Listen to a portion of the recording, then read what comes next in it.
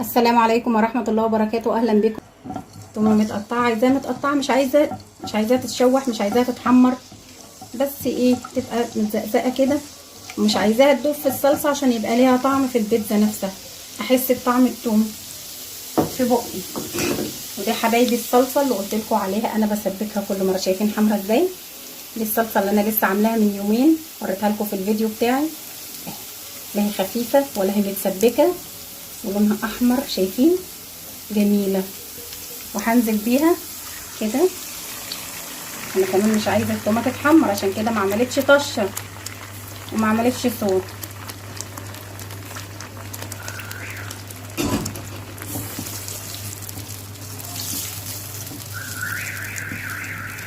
وهنسيبها تتسبك مع نفسها.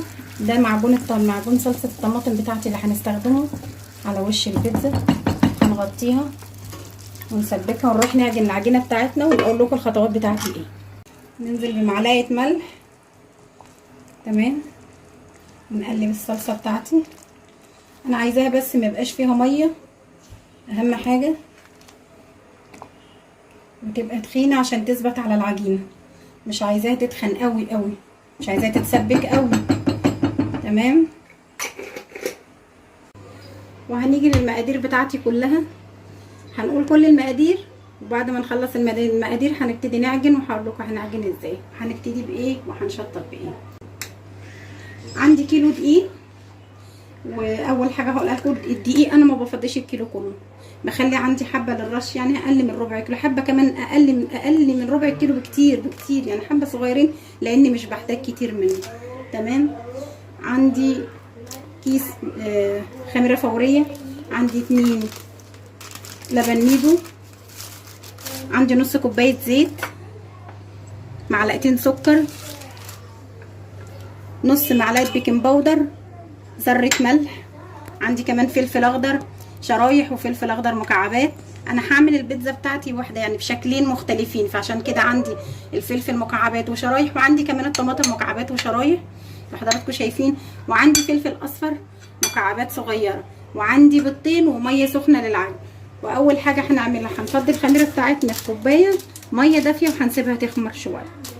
وبنفضي الخميره مع السكر طبعا بيساعد الخميره، ساعد انه يرفع الخميره، تمام. بسم الله الرحمن الرحيم. نص كوبايه ميه دافيه من ميه العجين، بسم الله، ونقلب كويس قوي لحد ما تتاكدي ان كل الخميره بتاعتي دابت في الميه. وهنسيبها من 5 دقايق ل7 دقايق، مش اكتر، مش هتوصل 10 دقايق هتلاقي الخميره بتاعتي رفعت وعليت واختمرت، وهنبتدي نعجن بيها، وهنقول لكم الطريقه ازاي. بص على التسبيكه بتاعتنا اللي هي معجون الصلصه بتاعنا، دي معجون الطماطم بقى تخين وفي نفس القوام اللي انا عايزاه، ده القوام اللي انا عايزاه. ونروح للعجن. الخميره بتاعتي رفعت زي ما قلت لحضراتكم، تمام. وهنبتدي بقى بالعجن، هننزل بكل المكونات الجافه بتاعتي مع بعض. زي ما قلت لكم انا مش هنزل بكل كيس دقيق، اخلي حبه صغيرين خالص للرش.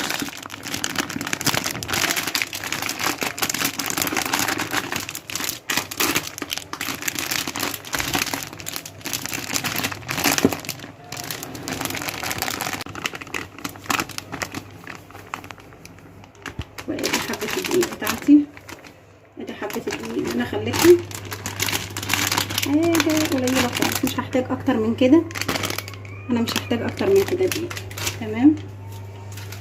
وانزل باللبن كده كيسين، بيكنج باودر وذره ملح، وبقلب كل المكونات الجافه كده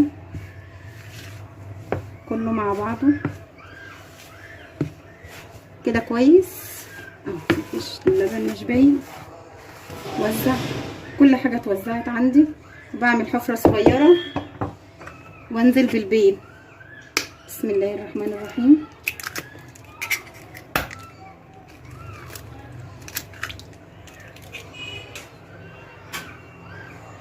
والخميره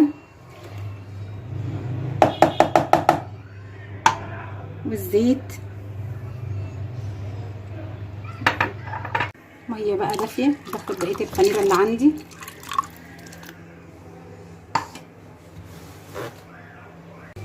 بسم الله.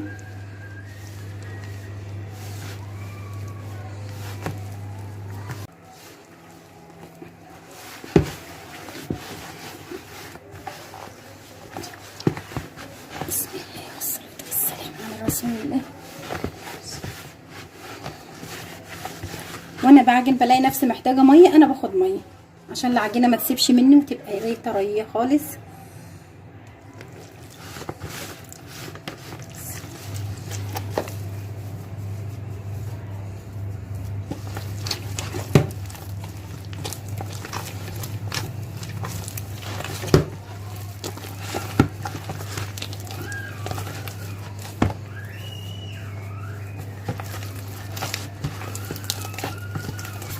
بلم العجينه بايدي كده.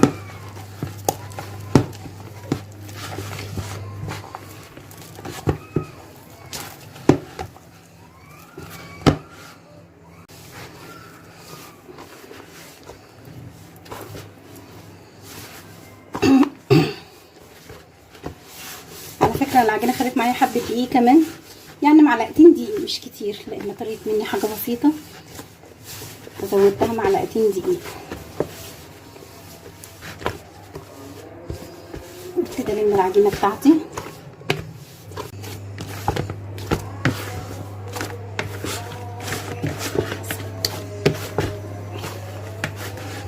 اتلمت العجينه بتاعتي. طول ما الطبق بتاعي نضيف انا عجينتي ناجحه تمام. وبنمسكها نعملها سره.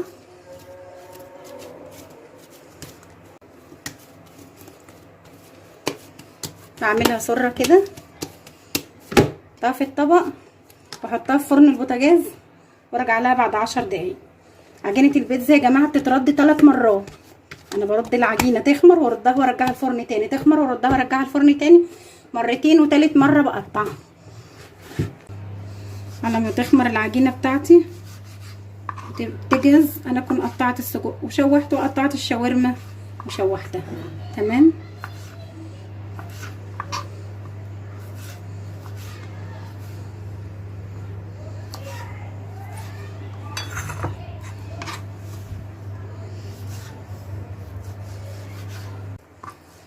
وبقطع الشاورما.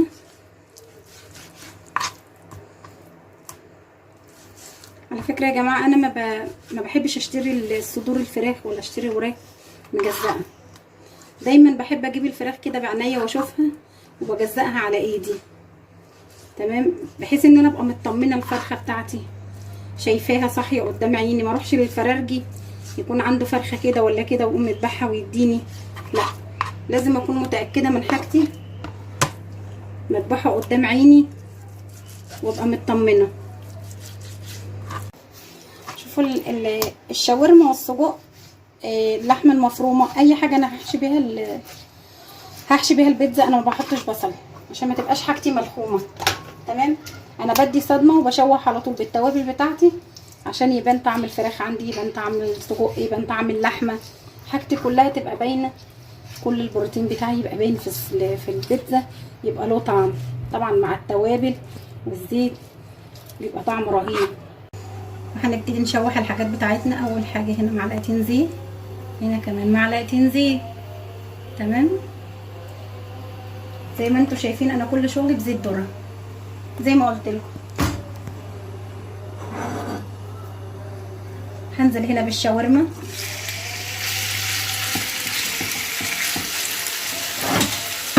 وهنا بالسجق،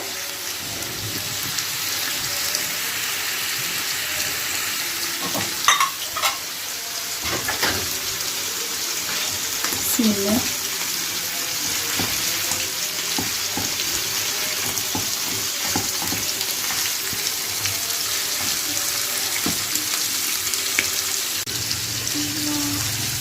بنقلب الشاورما كويس،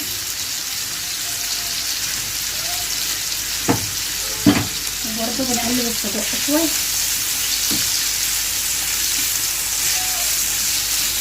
السجق عندي فيه كل التوابل بتاعته والملح وكل حاجه، ما بحطلوش اي حاجه تمام. عندي هنا للشاورما ملح، كزبره، بابريكا، فلفل اسمر، 7 بهارات، شطه حمرا عشان عايزه هنعمل واحده سبايسي.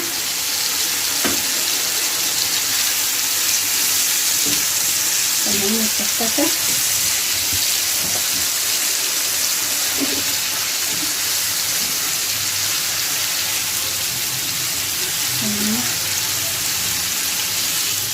شايفين البابريكا بتلون الشاورما ازاي؟ بقت عندي لونها احمر. بنقلب كل الحاجات دي لحد ما تستوي. انا ما بحطش بصل، ما بحطش اي حاجه، ما بحطش طماطم. مش عايزه الشاورما بتاعتي مش عايزاها ملحومه، نفس الوضع. مش عايزه السجق ملحوم، سجق عايزاه يبان في البيتزا، عايزه طعمه يبقى تقيل سجق وتحت سنين.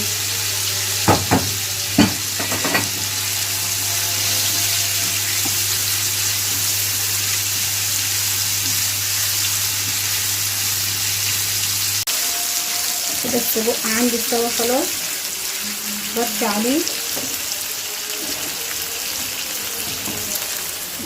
اما الشاورما لازم تنشف كل الميه دي، كل الميه دي عندي لازم تنشف. في نفس الوقت ما خليهاش ناشفه حجر، يعني خليهاش ناشفه قوي عشان ما تبقاش ايه، ما تبقاش دمها تقيل في البيتزا. انا عايزه الايه، عايزه الشاورما بتاعتي طريه. وادي العجينه بتاعتي اختمرت زي ما قلت لحضراتكم. تمام، هنرد العجينه دي بسم الله، اخرج كل الهواء اللي فيها زي ما انتم شايفين معايا كده. شوفوا العجينه عامله ازاي، سبحان الله جميله بجد بجد تحفه.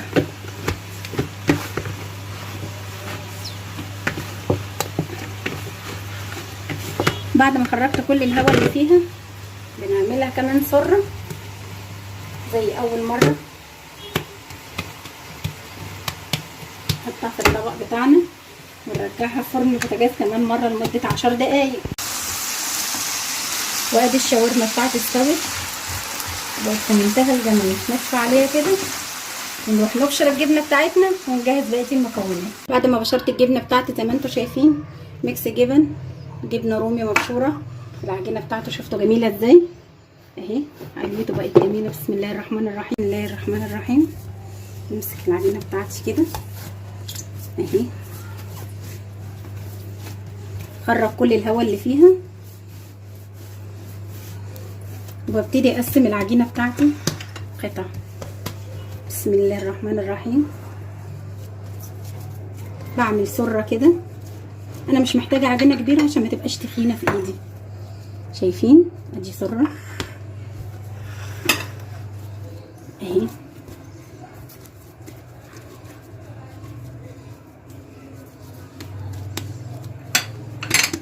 اتنين،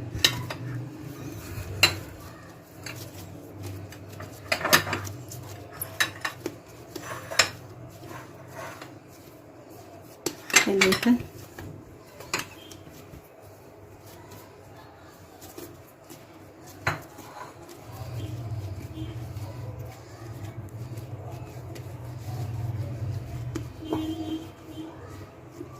أربعة،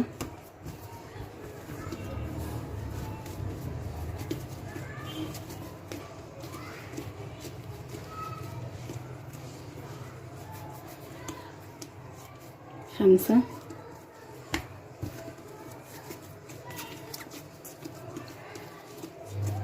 ستة. شكلت عندي 6 قطع. تمام، يعملوا 6 بيتزات. هعمل لكم النهارده 2 3 والباقي هنحطه في الفريزر، نرجع نعملهم وقت اي وقت تاني تحتاجيه. ممكن يقعد عندك في الفريزر شهر 2 3 لحد 6 شهور، ما بيجرالوش اي حاجه، ويفضل زي ما هو محتفظ بنضارته.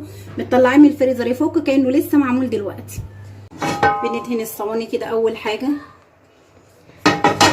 دهنت كل الصواني بتاعتي. تمام، وهنسمي بسم الله ونبتدي بفرد العجين.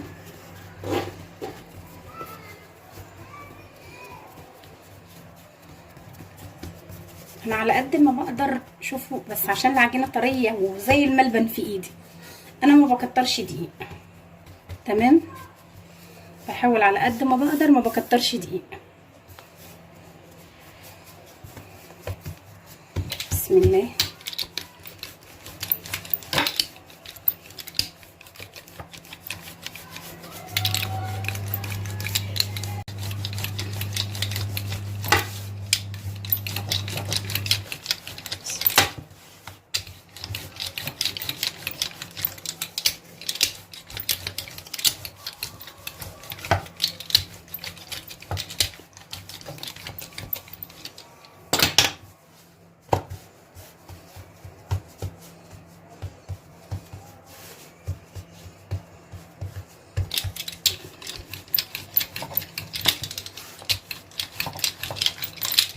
زي ما انتوا شايفين العجينه بتاخد وتدي معايا كانها ملبن في ايدي.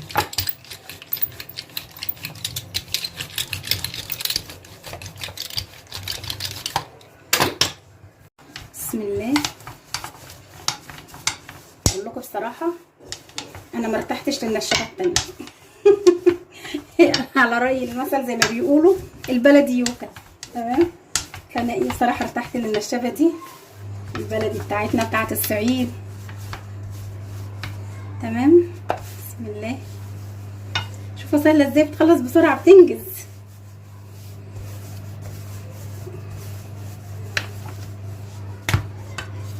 شايفين؟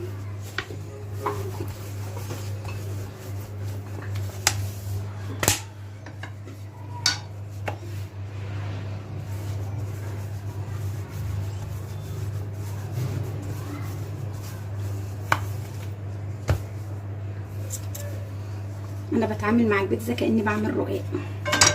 تمام. البيتزا بتاعتي ممكن بس افرد الحرف دي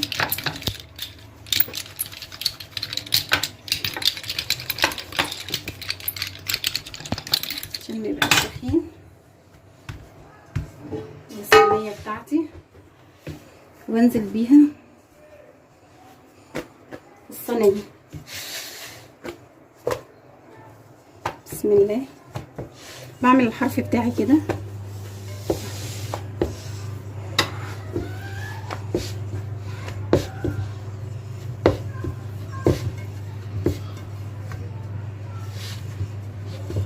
بعمل لها حرف كده.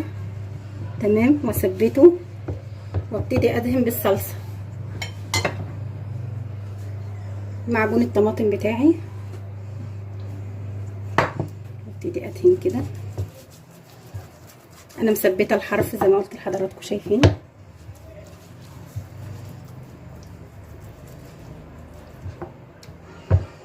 ادي معجون الطماطم بتاعي. وبعدين بنزل بالميكس جبن. بسم الله. دي الجبنه بتاعتي. تمام. على قد ما بقدر بكتر جبنه. شوفوا الحرف بتاعي ده بقى ايه، شايفين؟ انا بحشيه جبنه واقفل عليه. تمام. عشان لما يجوا ياكلوا كده الاطفال بيقولوا لا الحرف ناشف، انا مش عايزه الحرف. لا، الحرف اهو محشي جبنه بيموتوا فيه بالجبنه. تمام. وبقفل عليه كده. انا بقفل كويس قوي كده اهو.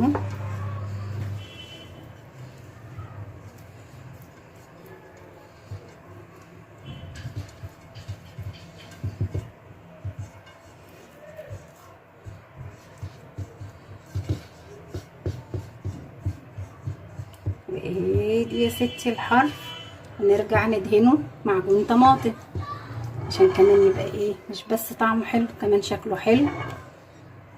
بيبقى طعمه جميل جدا على فكره. في معجون الصلصه من جوه، معجون بتاعتك من بره، إيه كمان الجبنه من جوه كانه ساندوتش. تمام. بعدين جبنه رومي دي بقى انا هحط لكم فيها الخضار من جوه. تمام. الفلفل،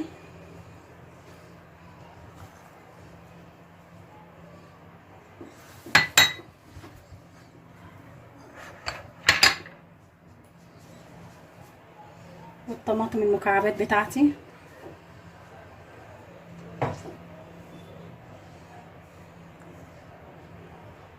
الزيتون بتاعي حلقات.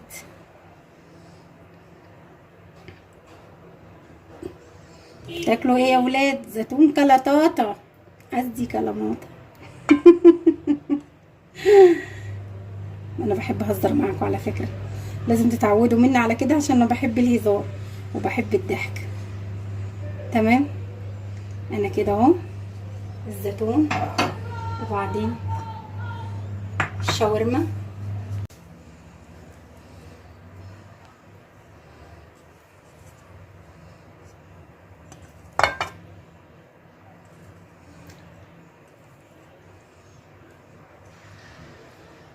الشاورما بتاعتي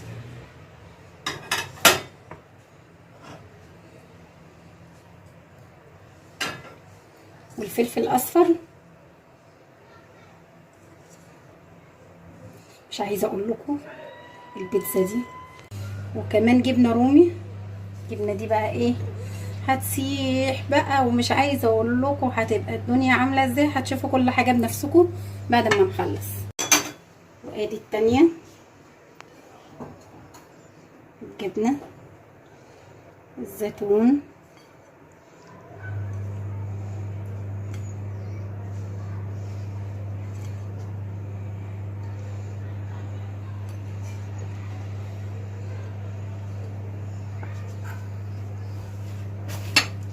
السجق،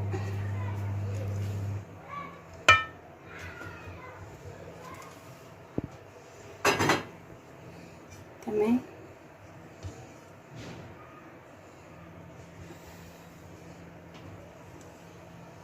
الفلفل الاصفر،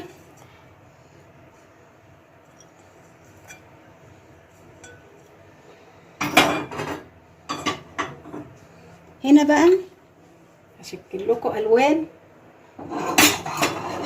هننزل بجبنه تاني، وهنعمل الشمس الشموسه.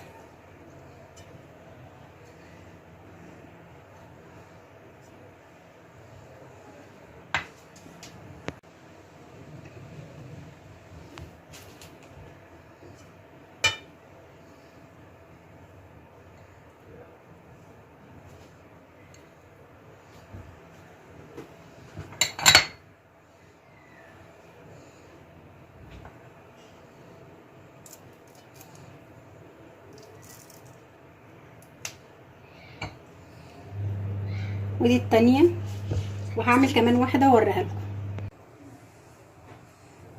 وادي التالتة،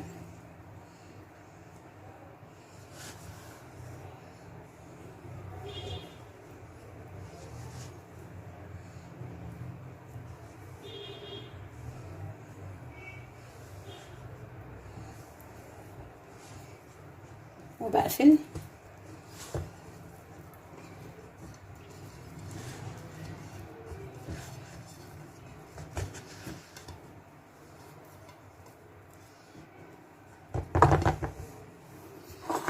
وادهن معجون الصلصة.